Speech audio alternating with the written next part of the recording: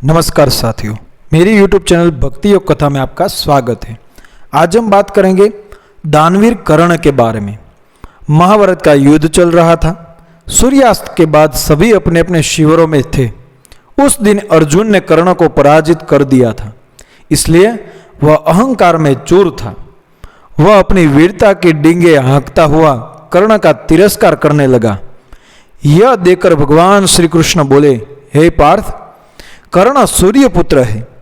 उसके कवच और कुंडल दान में प्राप्त करने के बाद ही तुम उस पर विजय पा सके हो, अन्यथा उसे पराजित करना किसी के वश में नहीं था।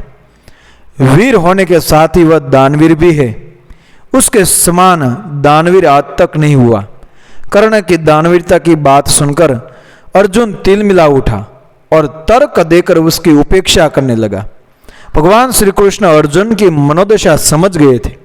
वे शांत स्वर में बोले, पार्थ, कर्ण रण क्षेत्र में घायल पड़ा है। तुम चाहो तो उसकी दानवीरता की परीक्षा ले सकते हो।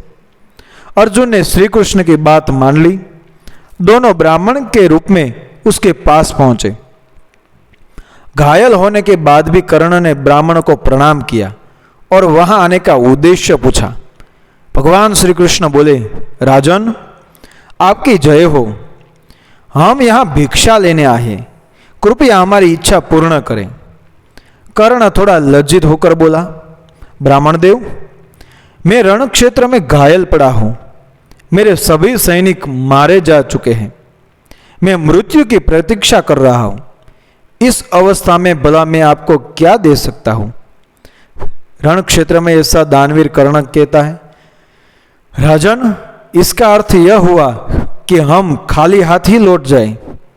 ठीक है राजन, यदि आप यही चाहते हैं तो हम लौट जाते हैं, किंतु इससे आपकी कीर्ति घूमिल हो जाएगी।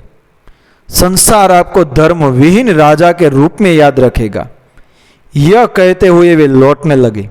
तभी कर्ण बोला, ठहरिए ब्राह्मण देव, मुझे यश कीर्ति की इच्छा नहीं है, लेकिन मैं अपने धर्म से विमुख होकर मरना नहीं चाहता, इसलिए मैं आपकी इच्छा अवश्य पूर्ण करूंगा।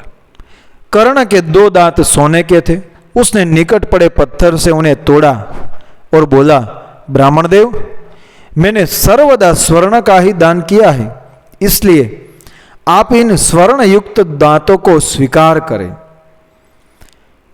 भगवान श्री कृष्ण दान अस्वीकार करते हुए बोले, राजन, इन दांतों पर रक्त लगा है और आपने इन्हें मुख से निकाला है, इसलिए यह स्वर्ण झूठा है। हम झूठा स्वर्ण स्वीकार नहीं करेंगे। तन कर्ण घिसटते हुए अपने धनुष तक गए और उस पर बाण चढ़ाकर गंगा का स्मरण किया। तत्पश्चात बाण भूमि पर मारा। भूमि पर बाण लगते ही वहां से गंगा की तेज जलधारा बह निकली। कर्ण ने उसमें दांतों को धोया और उन्हें श्री कृष्ण को दांत देते हुए कहा, हे ब्राह्मण देवता, अब यह स्वर्ण शुद्ध है, कृपया इसे ग्रहण करें। तभी कर्ण पर पुष्पों की वर्षा होने लगी। भगवान श्री कृष्ण और अर्जुन अपने वास्तविक रूप में प्रकट हो गए। विस्मित कर्ण भगवान श्री कृष्ण की स्तुति करते हुए बोला, भगवान, आपके दर्शन पाकर मैं धन्य हो गया।